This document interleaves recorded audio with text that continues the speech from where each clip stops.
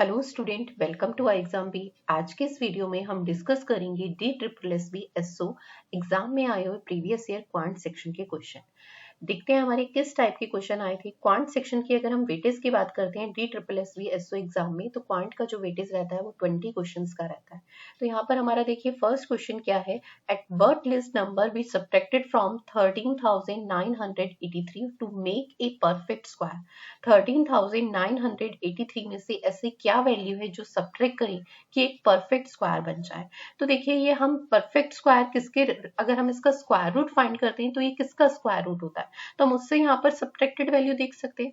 हमारे पास वैल्यू कितनी है 13,983, ठीक है। और अगर मैं इसका स्क्वायर रूट फाइंड करती हूँ, ठीक है, तो हम कैसे फाइंड करते हैं, पहले हम यहाँ पे क्या करते हैं, फर्स्ट उससे पेयर बनाते हैं। तो आपके पास देखिए ये 11 और 11, तो यहाँ से अगर हम देखें 11 11 जा 121 होता है, 121, और यहाँ पे सब्ट्रैक्ट करेंगे तो वैल्यू कितनी आएगी 18 और 83। हम फिर आगे इसमें से वैल्यू ले लेंगे। रीजन, क्योंकि 18 जब मैं लूंगी तो फिर यहाँ पर हमारे को कुछ ऐसी वैल्यू लेनी होती है, कोई भी डिजिट जिससे हम मल्टीप्लाई करें इसके ट्वाइस से, ठीक है। तो फिर उसके मल्टीप्लाई से यहाँ पर वैल्यू सेटिस्फाई होनी चाहिए। तो अब 11 11 क्या हो जाएगा आपके पास 22, ठीक है। और यहाँ पर जो वैल्यू लेंगे वही यहाँ पर लेंगे और उसकी मल्टीप्लाई इसके इक्विवेलेंट बननी चाहिए।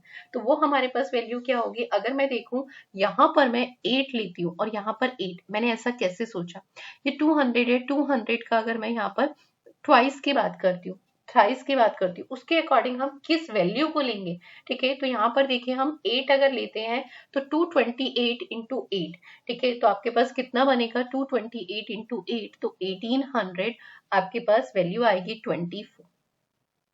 और हम जब इसे सब्ट्रैक्ट करेंगे तो हमारी अभी भी परफेक्ट स्क्वायर में कितना रह गया 59, ठीक है। तो 118 का बनता है, 118 का आपके पास परफेक्ट स्क्वायर आपके पास कितना होता है, इसमें से अगर मैं 59 सब्ट्रैक्ट कर दूं तो हमें यहाँ पर क्या वैल्यू मिली है कि हमें क्या सब्ट्रैक्ट करना चाहिए कि परफेक्ट स्क्वायर बन जाए। तो 59 सब्ट्रैक्ट करना चाहिए, जो हमारा फर्स्ट ऑप्शन नंबर थर्ड है, ठीक है। तो हमें क्या सब्ट्रैक्ट करना चाहिए 59, जो हमारा ऑप्शन नंबर थर्ड है। चलिए नेक्स्ट क्वेश्चन देखिए। A merchant increase his mark price by increases his cost price by 10%, then gives a cash discount of 10%, presuming that his article is fully sold through the cash price. Find the gain and loss percent. देखिए एक merchant है जिसने अपनी article पे जो MRP है वो cost price से 10% अबव लिखी है। तो कॉस्ट प्राइस हमेशा हम क्या अज्यूम करते हैं 100 यूनिट, और इससे जो एमआरपी लिखी है वो 10% मोर, तो एमआरपी कितनी, इसमें कितना मार्क प्राइस लिखा गया 110 यूनिट, ठीक है। अब इसमें क्या है 10% का डिस्काउंट दिया गया, 100 का 10% डिस्काउंट, ठीक है। तो कितना हो जाएगा 11 यूनिट। डिस्काउंट 10% की वैल्यू कितनी है 11 यूनिट, और जब मैं इसे 110 में से 11 यूनिट को माइनस करूंगी तो आपके पास सेलिंग प्राइस आ जाएगा। और वो सेलिंग प्राइस क्या होगा 110 माइनस 11, तो कितना आएगा आपके पास 99 यूनिट। तो देखिए कॉस्ट प्राइस था हमारे पास 100 यूनिट, सेलिंग प्राइस है 99, तो इस सिचुएशन पे क्या हो रहा है लॉस हो रहा है। और वो लॉस कितने का हो रहा है, तो लॉस 1% का हो रहा है, क्योंकि cost price is 100, selling price is 99, तो 1% का क्या है लॉस है, और लॉस आपका ऑप्शन नंबर सेकेंड है आंसर। नेक्स्ट क्वेश्चन देखिए, what percent above the cost price should a real estate firm in A metro city mark on it's villa so that after allowing a discount of 20% on list price it gain 12%। देखिए हमारे पास क्या एक विलास है, उस पर कितनी MRP above लिखी जाए कॉस्ट प्राइस से कि 20% का डिस्काउंट देने के बाद भी 12% का गेन हो। तो देखो कॉस्ट प्राइस हम हमेशा क्या अज्यूम करते हैं 100 यूनिट। अब हमें प्रॉफिट कितने का चाहिए, तो प्रॉफिट हमें चाहिए 12% का, 12% का प्रॉफिट चाहिए, तो हमारा सेलिंग प्राइस क्या होना चाहिए, तो 100 का 12% इज 12, तो सेलिंग प्राइस इज 112। अब हमारे पास इस पे एमआरपी क्या लिखी जाए, तो एमआरपी को मैं एमआरपी मान लेती हूँ, और इस पे 20% का डिस्काउंट, अगर 20% का एमआरपी पे डिस्काउंट दिया जाता है तो उसका 80% किसके इक्विवेलेंट हुआ सेलिंग प्राइस, और सेलिंग प्राइस इज 112, हम उसको इसके इक्विवेलेंट रख सकते हैं। अब हम इसे सिंप्लीफाई कर लेंगे, ये आपके पास 4, 20 से ये 5, 4 से इसे सिंप्लीफाई करेंगे तो 4 2 जा 8 और 4 8 जा 32, 28 इंटू में 5, तो एमआरपी कितनी आ जाएगी, एमआरपी से 140, ठीक है। किसी भी इवन नंबर के 5 से मल्टीप्लाई करनी हो तो हम उसका क्या करते हैं हाफ, और उसमें जीरो ऐड कर देते हैं। 28 का हाफ इज 14 और जीरो ऐड करेंगे तो 140। अब आपके पास एमआरपी 140 आ गई है, कॉस्ट प्राइस था 100, एमआरपी है 140, तो कितनी अबव एमआरपी लिखी जा रही है, तो कितनी अबव लिखी जा रही है 40%, ठीक है, कितनी अब लिखी जा रही है 40%। चलिए नेक्स्ट क्वेश्चन देखते हैं। By selling salt at 550 rupees per quintal, a trader loss 7%। At what price per quintal should be he have to sold it gain 7%। देखिए जब 558 रुपीज में से सोल्ड आउट किया जा रहा है तो 7% का लॉस हो रहा है। तो कॉस्ट प्राइस ऑलवेज क्या होता है 100 यूनिट। अगर 7% का लॉस है तो सेलिंग प्राइस क्या होगा in terms of percentage 93 unit. और 558 किसके इक्विवेलेंट है 93 के। और आपको फाइंड क्या करना है 7% का प्रॉफिट हो। तो न्यू सेलिंग प्राइस जिसपे आपके पास क्या हो 7% का प्रॉफिट हो। तो प्रॉफिट इज 7%, तो सेलिंग प्राइस क्या होगा, तो सेलिंग प्राइस इज 107। ठीक है, तो 107 से आप इसकी मल्टीप्लाई करेंगे तो ये हमारे पास न्यू सेलिंग प्राइस सीधा आ जाएगा। हम इसे सिंप्लीफाई करेंगे 6 टाइम 107 इंटू 6 तो 600 और 7 इंटू 6 इज 42, 642 आएगा न्यू सेलिंग प्राइस जिसपे उसे 7% का गेन होगा, जो हमारा ऑप्शन नंबर सेकंड। चलिए नेक्स्ट क्वेश्चन देखते हैं। इस sum of money is to be distributed among A B C D such that, ठीक है, in a proportion 5:2:4:3। If C get 1000 more than the D and what is its B share? देखिए हमारे पास क्या है A, B, C and D, इनके बीच में जो ये किस प्रपोर्शन में सोल्ड आउट किया है 5:2:4:3। अब हमें यहाँ पे एक चीज क्लियर बताई है, C का शेयर हमारे पास क्या है 1000 मोर है किससे D से। और यहाँ पर अगर मैं देखूं तो कितना मोर है 1 यूनिट और एक्चुअल में 1000। 1 यूनिट इज 1000, तो हमसे बी का शेयर पूछा गया, बी का शेयर इज 2 यूनिट, तो 2 यूनिट की वैल्यू कितनी होगी 2000 रुपीज। तो बी का शेयर हमारे पास कितना आ जाएगा 2000, जो हमारा ऑप्शन नंबर 4 है। ठीक है, चलिए नेक्स्ट क्वेश्चन देखिए। A fort has a provision of 45 decagram per day per person for 2200 people for the 16 week. Find the number of who should leave to fort so the same provision may be sufficient for 24 weeks when the each person be served with the 33 decagram per day। देखिए हमारे पास क्या है कितने number of person है 2200 person है और पर person को कितना ग्राम मील मिल रहा है एक तरीके से तो 45 और कितने टाइम के लिए, तो टाइम की वैल्यू इज 16 वीक और वीक में कितने दिन होते हैं 7। तो ये अब कितने के लिए सफिशिएंट है, तो कितने लीव करके गए हैं तो कितना इसे ऑक्यूपाई कर रहे हैं, तो हमें यहाँ पे ये देखना पड़ेगा। तो मैं x मान लेती हूँ, number of person is x और कितने वीक के लिए अब उनके लिए सफिशिएंट होना चाहिए 24 वीक और वीक में डेज इज 7, पर अब कितना मिलेगा 33 ग्राम डेकाग्राम। ठीक है, तो हम इसको इसके इक्विवेलेंट रख सकते हैं वही मिल, तो हम इसको सिंप्लीफाई कर लेंगे। देखिए 11 से 3 टाइम 11 से 2 टाइम 200।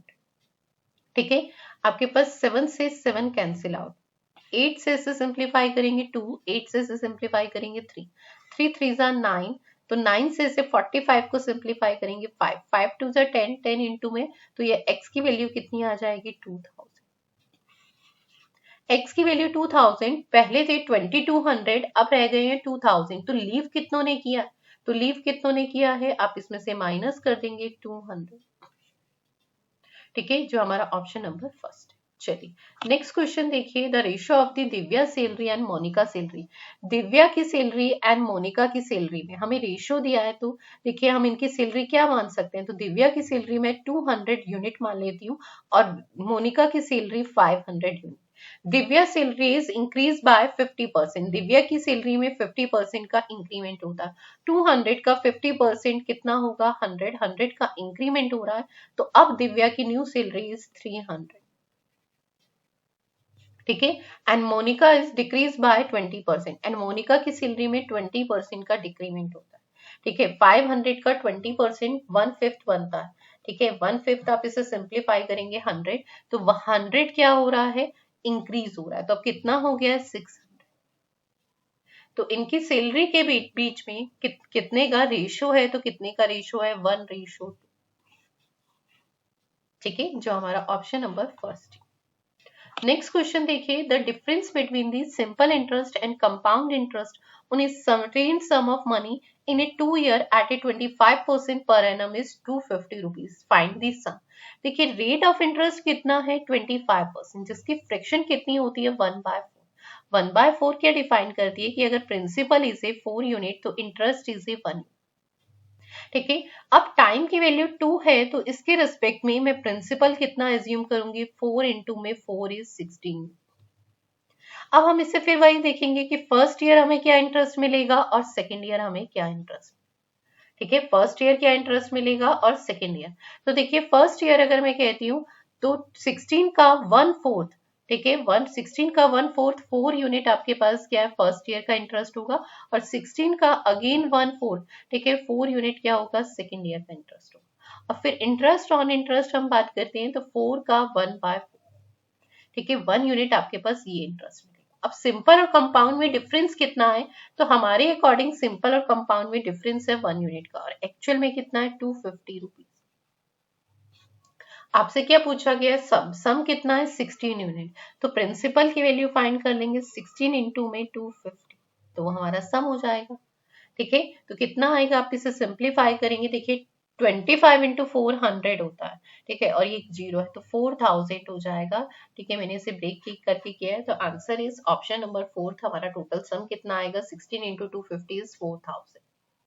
क्लियर है, चलिए नेक्स्ट क्वेश्चन देखिए, Shivi invested 16,000 in a scheme for 4 year at compound interest, ठीक है, 10% per annum, how much will Shivi get at the end of the 4 year. देखिए हमारे पास शिवी ने कितना इन्वेस्ट किया है 16,000, ठीक है, और रेट ऑफ इंटरेस्ट कितना है 10%, तो उससे कितनी बनेगी फ्रैक्शन इज 110, ठीक है, और टाइम की वैल्यू कितनी है 4 ईयर, तो हम इसका 4 कर देंगे, तो ये हमारे पास क्या आ जाएगा अमाउंट, और हमें अमाउंट ही बताना है आफ्टर 4 ईयर कितना होगा।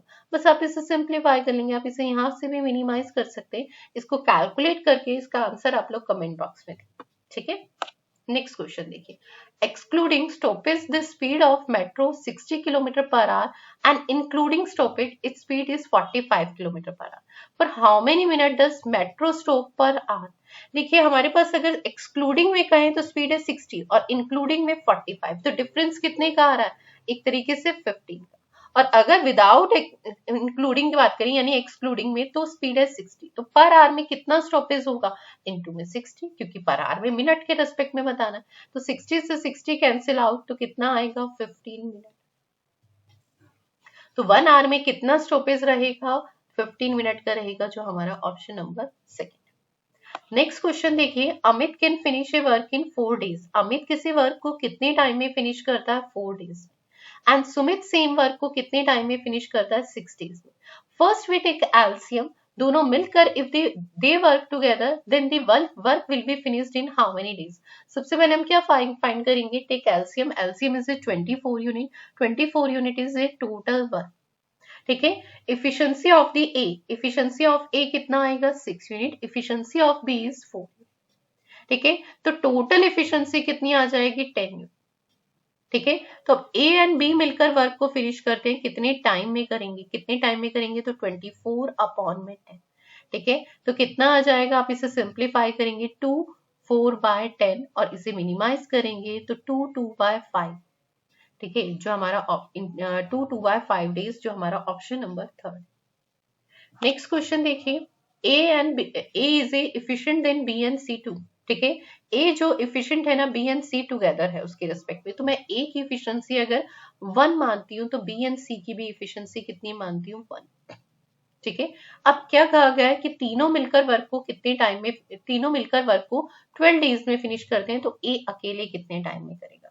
तीनों की देखो, पहले मुझे क्या फाइंड करना है टोटल वर्क, तीनों की इफिशियंसी टोटल कितनी है 1 एंड 1 इज 2, और कितने टाइम में वर्क फिनिश हो रहा है 12 डेज, ये आपके पास टोटल वर्क आ गया। अब यही वर्क ए अकेले कितने टाइम में करेगा, तो वर्क कितना है 2 इंटू में 12, और ए की इफिशियंसी कितनी है 1, तो कितना टाइम आएगा 24। ठीक है, तो ए अकेले इस वर्क को कितने टाइम में करेगा 24 डेज में करेगा, जो हमारा नहीं फर्स्ट ऑप्शन। नेक्स्ट देखिए हमारे पास क्या दिया है, find the number of tiles to be laid in a square swimming pool of the side of 20 metre if the side of the each square tiles is 40 centimetre. देखिए हमारे पास square के form में ही swimming pool है और एक tile भी square की form में। नंबर ऑफ टाइल्स अगर आपको फाइंड करनी होती है, जो स्विमिंग पूल का एरिया है वो कितना होगा, साइड है 20, तो एरिया स्क्वायर का कितना होता है 20 इंटू 20, और ये मीटर में। ईच टाइल की जो साइड है वो कितनी है 40 सेंटीमीटर, इसे भी आप मीटर्स में कन्वर्ट कर लीजिए। तो ये आपके पास, या इन्हें सेंटीमीटर को सेंटीमीटर में कन्वर्ट कर लीजिए, आपके पास दोनों की चॉइस है। ठीक है, तो मैं इन्हें मीटर से सेंटीमीटर से मीटर में कन्वर्ट करें तो डिवाइडेड बाय 100 और 40, एक टाइल का एरिया 40 इंटू 40 हो जाएगा। तो नंबर ऑफ टाइल्स आएंगी या नहीं आएंगी, आप इसे सिंप्लीफाई कर लीजिए। 20 से 42 टाइम, 20 से 42 टाइम, और ये ऊपर मल्टीप्लाई में चला जाएगा 4 से ये 25, और ये वैल्यू ऊपर चली जाएगी तो 2500। तो नंबर ऑफ टाइल्स कितनी है 2500, जो ऑप्शन नंबर 3। नेक्स्ट क्वेश्चन देखिए, नेक्स्ट क्वेश्चन है the ratio of the base area and curve surface area, ठीक है, कॉनिकल टेंट इज 40:41। आपके पास बेस एरिया टेंट, किसी टेंट का क्या होता है, तो बेस एरिया में सर्कल होता है और सर्कल का एरिया क्या बनता है पाई आर स्क्वायर, ठीक है, और टेंट का ही कर्व सरफेस एरिया आपके पास क्या होता है पाई आर एल। इनके बिटवीन जो रेशियो दिया है वो 40:41 है। अगर हम यहाँ से सिंप्लीफाई करें तो पाई आर से पाई आर कैंसिल आउट होता है, तो आर अपॉन में एल, 40 अपॉन में 40। अब हमारे पास देखिए, अगर मेरे पास इसकी हाइट की बात करते हैं तो हाइट क्या होती है एल स्क्वायर माइनस बेस का स्क्वायर, ठीक है, रेडियस का स्क्वायर। तो यहाँ से अगर हाइट h का स्क्वायर कहें तो l का स्क्वायर माइनस एल आर का स्क्वायर होगा। l का स्क्वायर इज 41 का स्क्वायर माइनस में 40 का square. 41 is a 1600, 81 and 40 is a 1600, तो ये 81 आएगा, 81 is a h स्क्वायर, तो h इक्वलेंट कितना आ जाएगा 9। h की वैल्यू 9 आ गई हमारे अकॉर्डिंग यूनिट में, क्योंकि ये रेशियो दिया था, और एक्चुअल में हाइट टेंट की कितनी है 18, तो 9 unit is equivalent to 18 metre. आपसे क्या पूछा गया रेडियस, रेडियस कितनी है 40 यूनिट, तो 40 यूनिट की वैल्यू कितनी हो जाएगी, तो 40 unit is equivalent to 80 metre.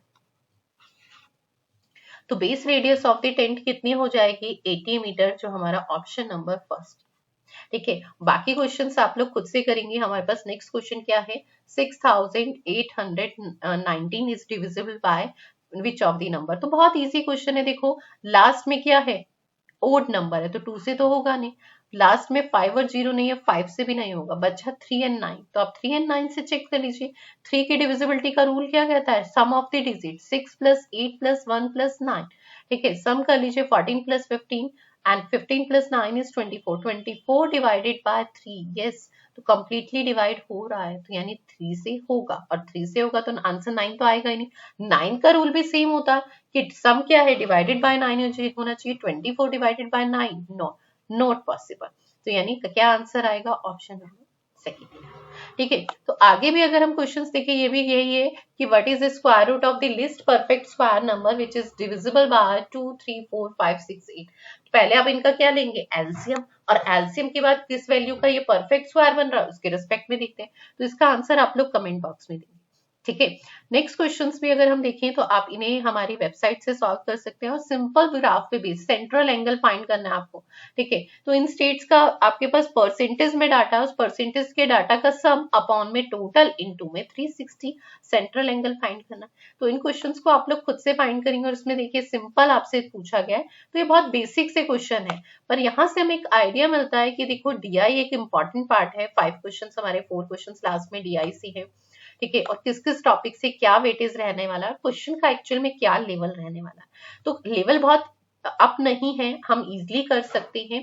ठीक है, अगर थोड़ा सा भी हम बेसिक कॉन्सेप्ट पढ़ के जाते हैं तो हम क्वांट के क्वेश्चन इजीली कर लेंगे।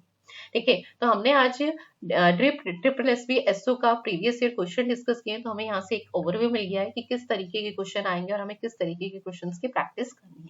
ठीक है, नेक्स्ट वीडियो में भी हम प्रीवियस ईयर क्वेश्चन पेपर ही कुछ डिस्कस करेंगे, तो चलिए मिलते हैं नेक्स्ट वीडियो में। ठीक है, और लास्ट क्वेश्चन का आंसर आप लोग कमेंट बॉक्स में जरूर दीजिएगा। Thank you so much.